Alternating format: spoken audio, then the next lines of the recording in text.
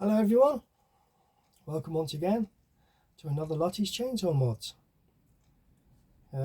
Just got a bit of a quick one today, well, I think it's an interesting one, we'll see. I talked about stripping this saw last time I was on here. Basically it had eaten up the main bearings.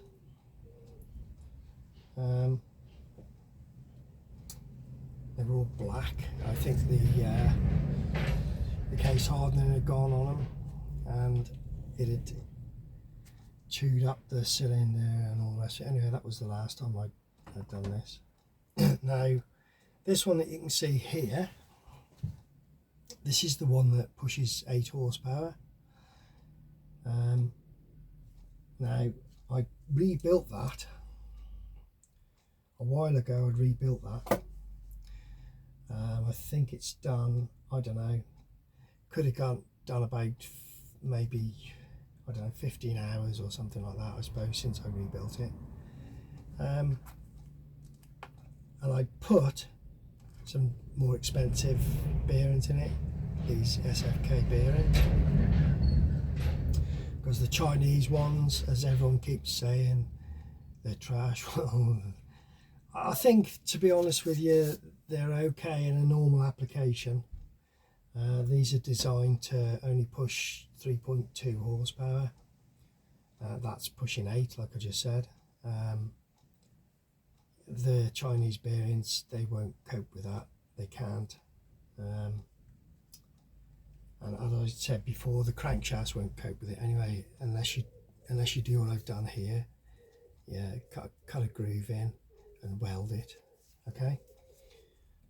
Both ends of the pin, because ultimately what happens, they just twist, you know, as it's pulling into the wood. If you push too much power through it, because it's only a pressed together pin, they'll just twist and it'll go out of line, start steering the seals, and it stops your saw. Like, but it's an easy fix really.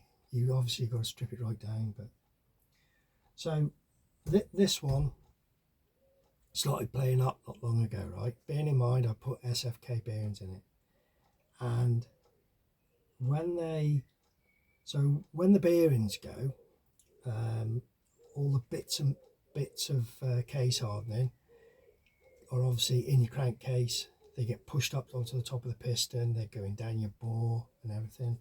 And in the case of this one here, as I showed before, it scored all the piston up, scored the bore up. It basically ruins your engine just for the sake of rubbishy bearings, if you like. So I've been on the case a little bit, thinking to myself, because obviously I don't want to detune these saws, but they need to last. They need to last longer than they are doing.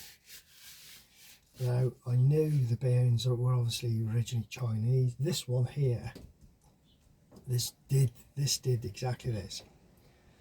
The case hardening on the bearings went, and it scored all the bore, the piston and everything, and I had to rebuild it. Now, like I just said, it's done 15 hours, and I don't know, a week before last, I think, I was running it, and it started stopping on me, becoming hard starting, which that's what these do when the bearings go. That's what they do, because you're losing compression, you see. So I thought, oh shit, it's got SFK bearings in it already, and now it's chewed them up. That's what I thought. Okay, so it turns out that all it was the spark plug was loose. Obviously I'd left it loose for some reason or other, messing about doing something and then going doing something else or whatever, I don't know. I left the spark plug loose, okay, because the plug was loose when I pulled the cover off. Because the plug was loose, it's been turning and it's been vibrating, and the plug cap wasn't clipped onto the end of the plug properly, so it was just balancing on the end. And this is why I had the issue with it, you know. It was misfiring and then it'd just stop, which mimicked what the other one had done with the bloody crank bearings. And I thought, oh god, that's it. The SFK bearings are gone. What am I going to do now? So I started looking on the internet before I even fixed that one. Started looking on the internet for bearings and what have you. I did consider these ceramic bearings, but all the research I've done suggests that the steel bearings would be better, really, because ceramic bearings can handle high speed. Apparently, this is stuff that I've got off Google. Okay, ceramic bearings they can handle high speed very well, but they don't handle load very well. Now, these are high compression, and it's pushing. It pushes 3.6 pounds-feet of torque. The standard on them is 2.8, I think, bridging onto 3 pounds-feet. So it's got more torque, but also it's high compression, and it is high compression. It's hard to pull over that one. You know, it's really hard to pull over.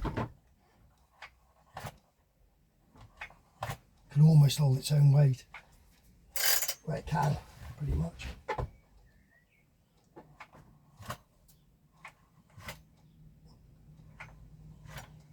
Okay.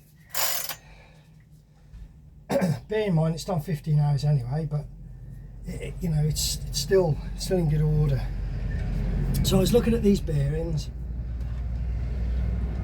and I thought, well, I don't know, ceramic bearings, what's going to happen if they're put under too much load? You know, they're going to break up. So I started studying different bearings, all different bearings, and really it does still suggest the steel ones can cope with high speed if they're good quality, high speed and high loads. So I just thought, well, for me it's going to be, I'm going to go back to steel, but I'm going to try and get some decent bearings. So I've been down to my local bearing suppliers today, and I spoke to them. I explained to them, you know, I've got a couple of fast racing saws, you know, and I mean, that one originally, see, remember when it burnt the bearings out the first time, the Chinese bearings that were in it, it was revving up to 18,500 RPM. I've since, when I rebuilt it the second time, I did alter a few things to bring the RPMs down. One of the things was the short expansion chamber, that one, because it's only got one outlet, as opposed to the standard silencers that have two outlets. I think that helped bring it down, but I mean, it's still, I don't know, I think it'll probably free rev to about 15 and a half. I don't know really exactly, because I don't really like free revving them too much, but it is lower than it was.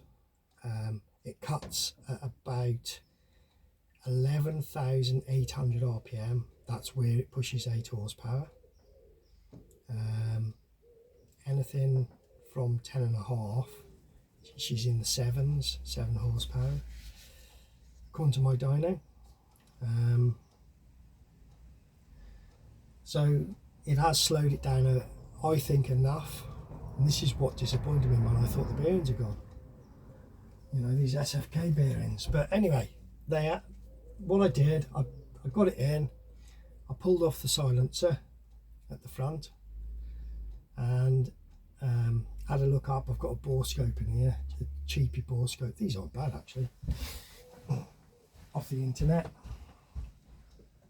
I think the only thing, you can do videos on and everything on your phone. They just go into your phone. I think I paid £14 for this off the internet. High definition, so it says, and it is pretty decent, like, for the money. You've got to download an app, that's all, to get it to work. And it's got a nice small head on it. Because yeah, I looked inside it and I thought, didn't look bad at all, you know. And then I thought, well, maybe there's some scoring nearer the front. So this camera, they're ideal for chainsaws, I think, these, because this, it does come with some like little mirror things. And that's the camera, you know, and it's small enough to do most things on a chainsaw.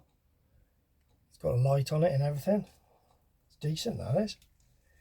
And the other thing it does have, which I've not used because I don't really like the look of them that much, it's got some like reflective mirror bits, if you like. So you put this wire thing on the end, you fasten one of these mirrors on the end, and it can look back. But I don't know, because it's not a true mirror, it's like a sticker, and I'm not sure you get a clear enough image. I never use that, to be honest. And to be fair, on a chainsaw, so you look through your exhaust at the front, and when you want to look the other way, you pull your spark plug out and go in that way. So really, you don't, I don't think you need to, you know. I could see what I wanted to see through here. It was ideal. Anyway, turns out that when I bore scoped it, it looked good inside, to be fair. Yeah, the odd bit of light scoring, but nothing, to be fair. You always get a bit of that, especially if you're porting. If you start grinding at a bloody chainsaw barrel, then you know you're going to get particles in there that you can't really get rid of unless you split the casings like this. You know, while you're working in the workshop. At the end of the day, you know, this is a bloody hobby. They're only chainsaws. It's not NASA technology, you know. So it's just a bit of fun for me. So yes, I cover these bits up, especially if I'm doing a bit of grinding or something. I'll put a rag over them. But realistically, they're still going to get bits in them. And you know, again, it's just a chainsaw. So I don't cover them up or nothing. Anyway, turns out, like I said, when I first started looking at this, so I looked through the exhaust, thought, well, it wasn't too bad, a few scores, nothing much. I'll take the plug off.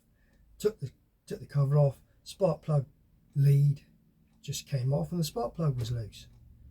Oh, bloody hell, that's it, like. Anyway, I put it back together, put the plug back in and what have you, and sure enough, that was the issue, like, you know. So I just dropped this down a little bit. So I thought, right, that's good. I've sorted it, you know. I sorted it, great. And I was more happy than anything about it because of the fact that obviously building this one with the SFK bearings in it was like the first time I'd use them bearings, and this is what I had that one there to in bits, thinking I'll put SFKs in it, this one's running okay with them. So that was what worried me, like. But anyway, these bearings are still good in this. These are SFK with about 15 hours on on this saw, and they're still great. There's no scoring really in there, a little tiny bit, but nothing much. So the ceramic bearings, as I told you, I studied it, had a look at it, and really I think, and it's only my opinion and it's what I'm going to do, I mean, one thing I will always say is, you know, if you think something's going to work better, try it. I haven't tried ceramic bearings. I don't know exactly. All I know is what I've looked at on the internet, I wasn't happy with. So I'm going for steel ones. That's all. I'm not saying don't put ceramics in. I don't know. They could be bloody great. They could be better on an even stronger saw, you know, because this is only a cheaper Chinese, you know, like I said, it's 3.6 pounds-feet of torque, which is not huge really, you know. The bigger chainsaws are probably, well, there was one actually posted on one of the two-stroke forums on Facebook, and was it Egan's Power Saws or something, I can't remember now, but he was pushing close to 9 pounds-feet of torque on that. You know, I mean, horsepower, see, this is the only reason, like you're going to say, oh yeah, well that's got 8 horsepower apparently, why has it got less torque? And it's because its cutting speed's higher. So, you know, horsepower is about how quickly a motor can do the work, if you like. So this can only lift 3.6 pounds-feet at a time, but if it can rev harder, then you're going to get a higher horsepower figure. That's how you get 8 horsepower. Yeah, there's something else I wanted to show you actually, just to clear something up. Let me see if I can find it up here. I've got some power readings up here off this saw, which I did not long ago, to be fair, on my dyno. Oh, here we go. I've been having a hard time off a couple of people lately on Facebook, and they're saying, oh well, you know, you prove it, you prove that your dyno works right and all the rest of it, and prove that it's set correctly. And well, I ain't going to be proving anything, it's a blinking hobby, for God's sake, you know. Like I said, it's just a chainsaw, that's all. I need to lighten up a bit, I think, some people, but there you go. But if anybody's interested, so the figures for this one, where it actually hit 8 horsepower, because it only hits it at the high end, actually it's 11,520 RPMs, and it pushed 3.672 pounds-feet. Okay, so remember, it's RPMs times torque, which is your pounds-feet, divided by 5252. Okay, and then you will see it actually pushed 8.05 horsepower, and there's the readings up there. Okay, obviously lower down it was lower, and that's the power curve for it, which is basically plotted, that power curve is plotted off these readings. Now I don't, as you know probably, I don't connect my dyno costs me under 40 quid to build, you know, so it's got some it's got an RPM meter, a weighing scale on it, and I've just purchased another temp gauge, that's really just to watch the motor, see how hot it gets. but you only really need an RPM meter and a weighing scale. Okay, I video it on my camera, video the run, and then I scroll through and I plot down all the readings on a piece of paper. You know, take stills of it, plot down all the readings, and then I work it out on one of these sheets of paper, torque, RPM, and plot it up with dots, draw the line on, and I've even put the different points where it pushed certain horsepowers. You know, I mean, it went down as low. When it's in the 4000s, it's only 2.6 horsepower, you know, but as it rises, its strongest is in the 11,000s, you know, as I just said. That's where it hits 8. Actually, it hits it at 11,000, it's hitting 7, and it's just over 11,000. Well, 11,520 is when it hits 8 horsepower. Okay, so it's all about, you know, yes, a bigger saw has got a better chance of hitting the higher horsepower numbers because it's got more torque. You know, that's it. It doesn't need to rev as high to produce the same horsepower. And that's the crux of it at the end of the day. No, this is nowhere near as torquey as a 500i. Okay, even though this pushes 8 horsepower, same as a 500i. It's not as torquey. 500i is much more torquey. It's a bigger motor, you know, it's a bigger piston and everything. So, anyway, it's enough of that. Now, where was I? Oh yeah, ceramic bearings. So I went round. In the end, I thought about it. I thought, no, I'm not going to go for ceramic. I'll go for normal steel bearings, right? So I went down to my local bearing company and I'd already purchased some online actually. And when I spoke to the bloke behind the counter, he even said you've got to be careful because if they're a bit cheap, they can be made in China ones, but they're labelled up as SKF ones. Okay, now, I did buy a cheap set and they came in a flipping plastic bag, right? And when they came, these are them. When they came, they've also got grease in them as well. I mean, they look all right. I think I paid,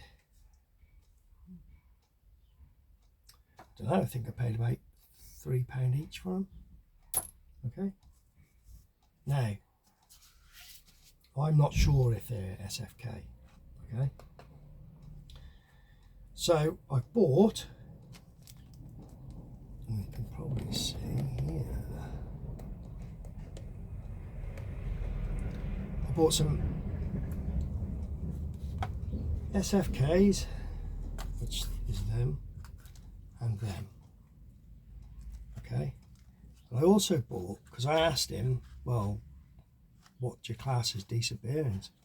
He says FAG, SKF, or SKF, yeah. So, and he said, well, really, if I had to pick, I would say that the SKF are better, but they're both good quality apparently.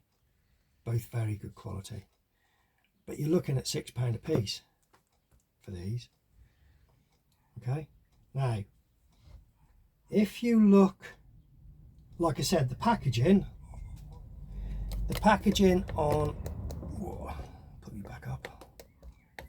The packaging on the Chinese ones, or what I think could be Chinese ones, isn't the best. It's you know, it's a plastic bag like, and it's just a blinking plastic bag. So I had a look at one of these, opened one of these up in the box, these SKF ones, And firstly, it says on the packet there, where are you? There.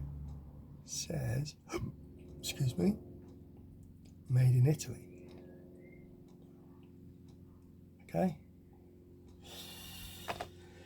It also says on the bearing, it's got the part number, which on these is 6202, and it says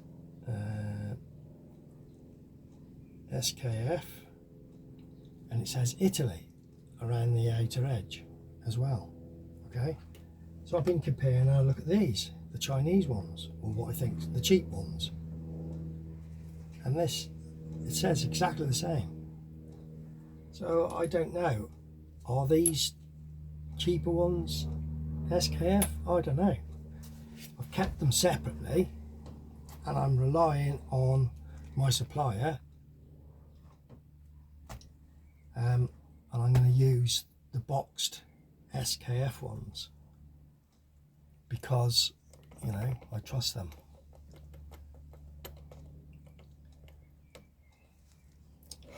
So we'll see about that. Yeah, we'll see about that. So, like I said, these are okay so far, the bearings in that, these SKF ones. So I'm going to probably put them in. I might put the FAG in, I don't know like yet, but they'll be quality bearings, or what they seem to be quality bearings, and the supplier assures me that they are. And like I said, the price reflects it, £6 each. That was with discount as well. I don't know about these. I probably might just use these in a standard saw. Now, the other thing I was going to show you, I talked about this crankshaft being a supercharged crank and what have you. You know, a lot of people think it's not going to work, and like I said to them, ultimately Dyno Joe did test one of these on his dyno, and it only gave 0.2 horsepower extra on that particular saw. But at the end of the day, power is power. You know, it could still give a little bit more torque. I don't know, like, but put it like this: it's better like that, being made like that, than a standard crankshaft, one way or the other. And I've lightened the conrod quite a bit, which I've also done that on this one. This one's got a lightened conrod, and that was the one that had initially revved to 18.5 grand, lightened the piston, the conrod and everything. So when I first when I took this apart, I noticed that the bearings, look, they could just be pushed on. Okay, they're not, I wouldn't say they're particularly loose, but it's not good enough. But they are quite a good fit. Okay, they're quite a good fit, them are. And if you measure it, what are you looking here? Let's just see. These calipers are only cheap, so they ain't the best.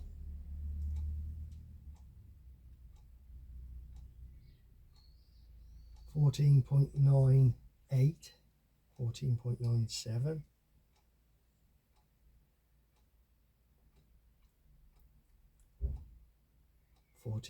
.8. So either my caliper's out, I've got 14.89. They're only slightly. I think part of it is because these calipers aren't great, to be fair, because you can see the evidence is, you know, I can put that on and push it on, and the other end's the same. Okay, it's you know, it's decently on there, and realistically I think I could get away with basically bearing locking these, just get some bearings lock and build it with that. And that's what I was initially going to do, right? But then I thought, because the traditional way is to centre punch all around the area where your bearing fits, to try and put some curls in the actual smooth face to make it stiffer. That's really the better bodge, if you like, if you want to call it a bodge. So I tried to do that. And first of all, I tried with this centre punch. Wouldn't touch it, it's just dulled it off. Then I tried with a chisel, cold chisel. That just dulled that off, just took the edge straight off it. These faces must be pretty hard.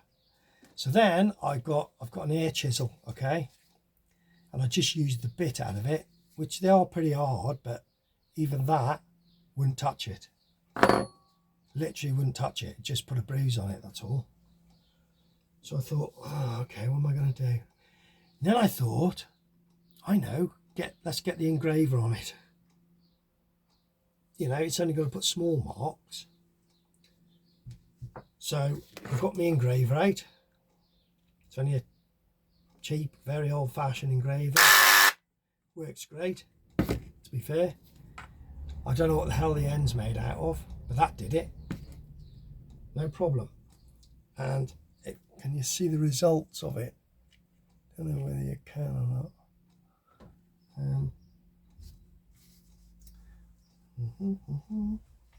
Just get a torch on it. You might be able to see a bit better with a torch, maybe. Yeah, it worked pretty good, actually. It's a bit much, isn't it? Can you see? I can see now, look, where the bearings go, both sides. See? I've done it all the way round. Just scarred them all up. Right? And you know what? It's flipping. I think it's going to be great. I mean, I could leave it like this because the bearing slides on past the seal face edge, hits the engraved section, look, and it's gone really tight. That's a press fit now. So I probably won't even have to put any Loctite on it, any bearing lock, or I don't think I'll have to. I might do, I might not, I don't know, because at the end of the day it's going to be a bitch to get apart if I put that on it, if I ever have to take it apart again. So I might just build it as it is. And I think what's happened when the bearing started to lock up, it's just spun inside the centre of the bearing, and that's what's worn it away.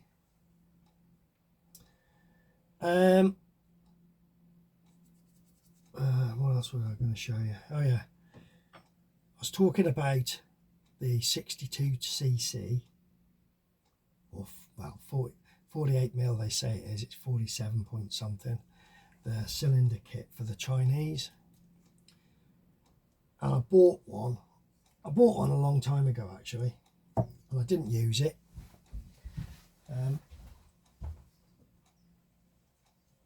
So it's here, okay, this is it. There's two things I don't like. Firstly, that's the piston, and that's a performance piston, if you like. It's got windows in it, see? This should really have windows in it, like that. This is off the, these are 40, I think they're 45 mil or something, these.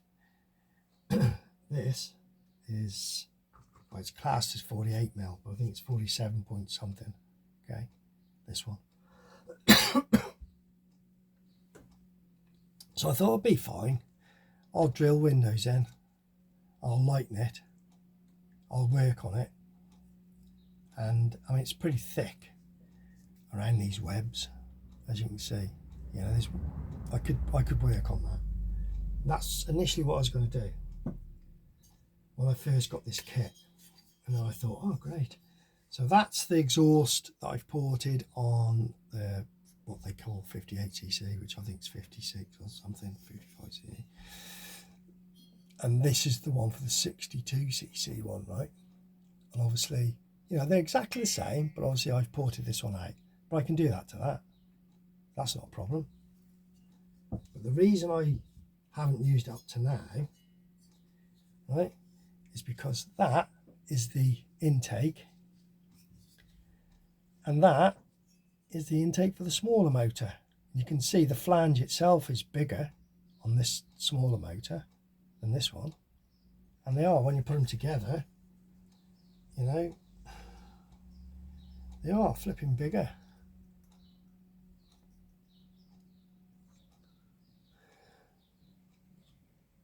So a lot bigger.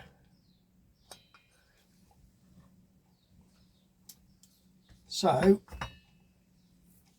my challenge is going to be opening that up, really. There's a couple of things I could do, which I may end up doing it, I don't know. So I could put a piece of stud down there, which will come out just to the side of this. So that way I can hog out all this and then thread it at the side. Then just use this last bit of face here and here to seal it with. So I could do that, maybe. It might be good enough as it is, but I don't know. So that's one solution. Now as for the pistons,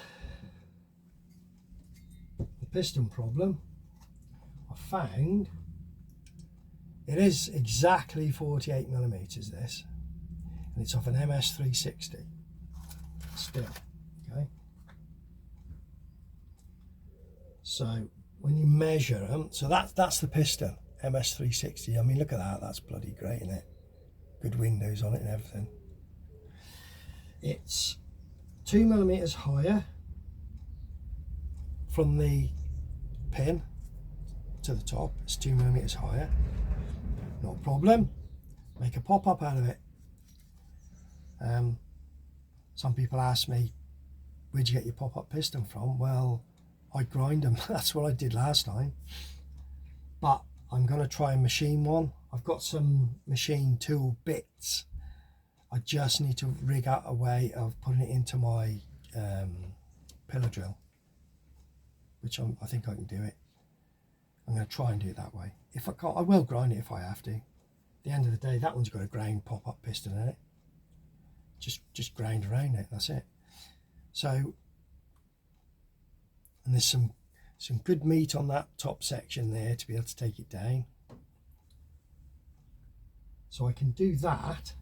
The pin itself is smaller on the still 360 than these. So what I could do is basically grind the ends of the pin to fit in the piston, leave the centre bit bigger so that it fits into the conrod correctly. Could do that. As long as it's a good fit in that piston, it won't matter. It's only sitting in aluminium, remember? It ain't going to be wearing away a steel pen, is it?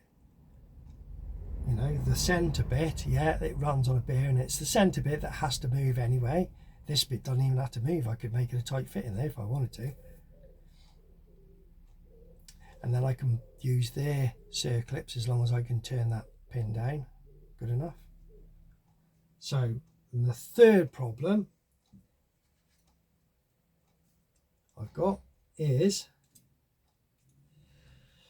the original bore should take 47.41mm piston.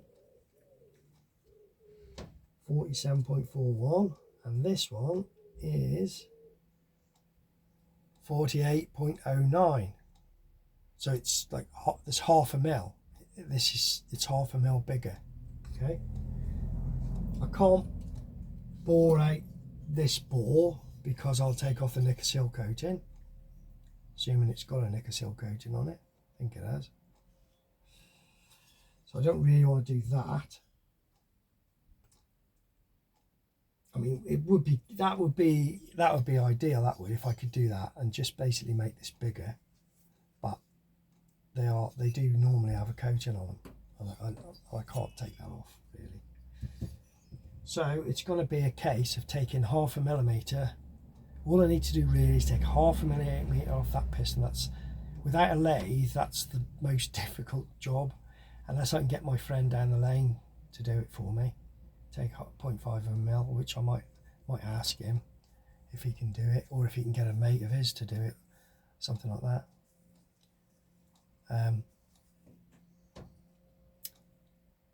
So it's possible. So MS360 piston, still MS360 piston, fitting into the Chinese 62cc cylinder kit. Okay.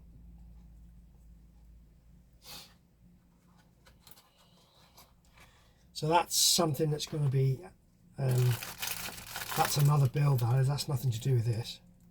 That's a different build altogether. That is another saw that I've got. Actually, I've got a brand new Chinese saw on the floor down here. I ordered it ages ago. It's here. It's been here a while, but I've had that much to do. You know, I have work off other people sometimes.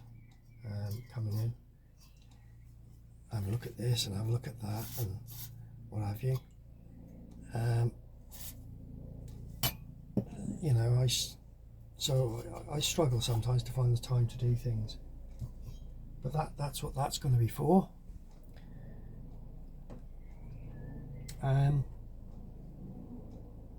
The other thing is, I'll just quickly talk about this. I'll try not to keep you too long because I don't want you all to get bored. But so this pipe, you can see that from there, can't you? That's the pipe that on my dyno, this saw originally pushed 6 horsepower. Okay, on my dyno, when I put that pipe on and swapped it for a standard pipe, which this is not a standard pipe. I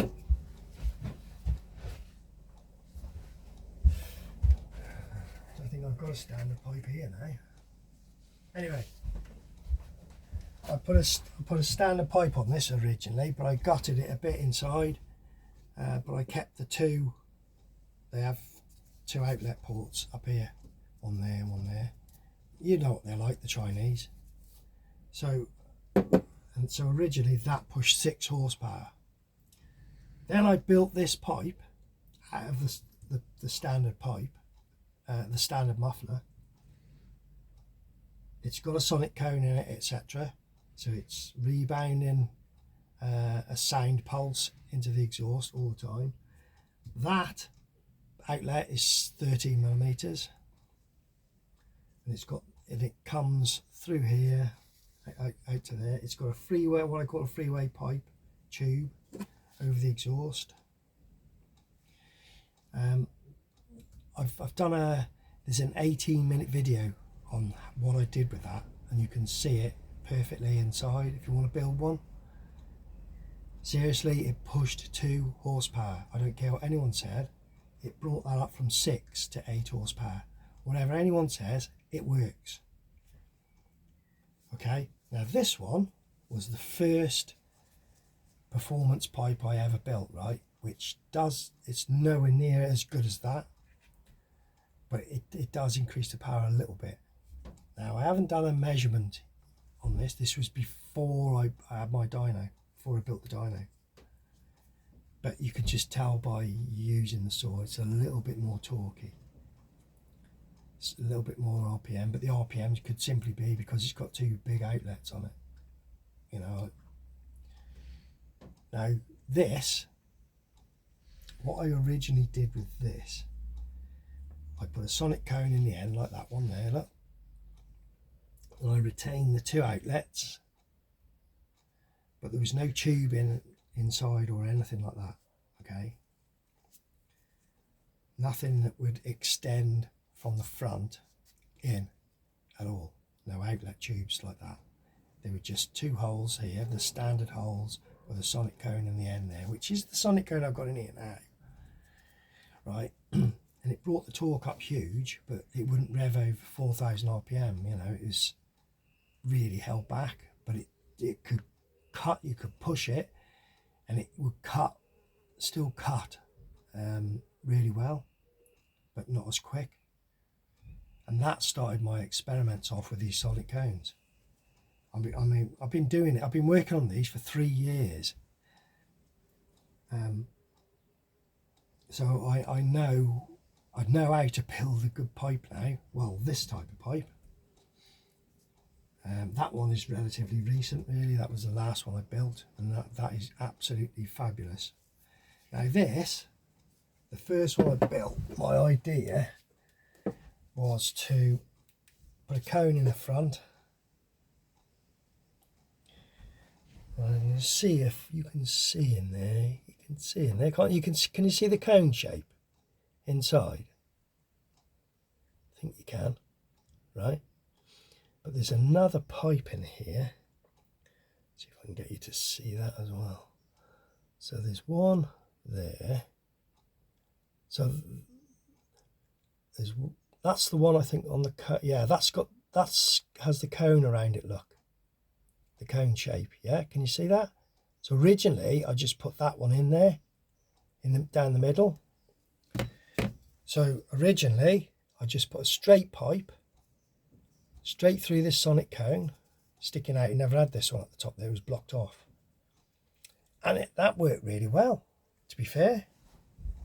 That worked great. Then I decided, no, I'm going to add another opening here. So it's another freeway pipe. I call them freeway pipes. So you've got one there, look, that's the top one. And then you've got the original bottom one with the sonic cone around it. Can you see? Yeah. So they're what I call freeway pipes, and that's due to the fact that they poke into the body. They're closer to the exhaust port. Because if you don't fit, if you just bore holes in like I did, it cuts the RPM down, because the sonic cone is so powerful it can hold the RPMs back. But if you put a freeway pipe so far through, 60 mil basically, from there to there, 60 mil, so it's just poking in, then it frees the saw up. But you've still got the sonic cone echoing into the exhaust port. But the reason I think this doesn't work as well is because I've ruined the cone, really, look, because I've gone through the middle of the cone. So I think I'm losing a lot of echo off that cone. So I'm going to rebuild this eventually, and I'm going to do something more like that one, because I know that works. I hope that's kind of shown you, you know.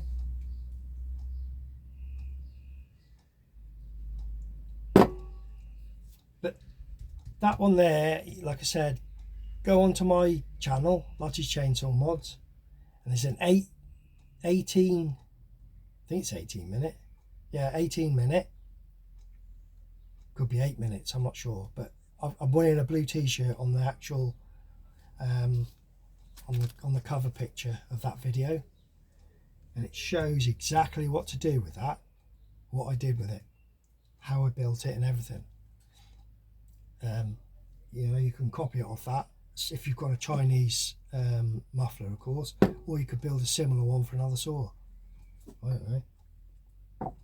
So, hope you've enjoyed that from Lutys Chainsaw Mods.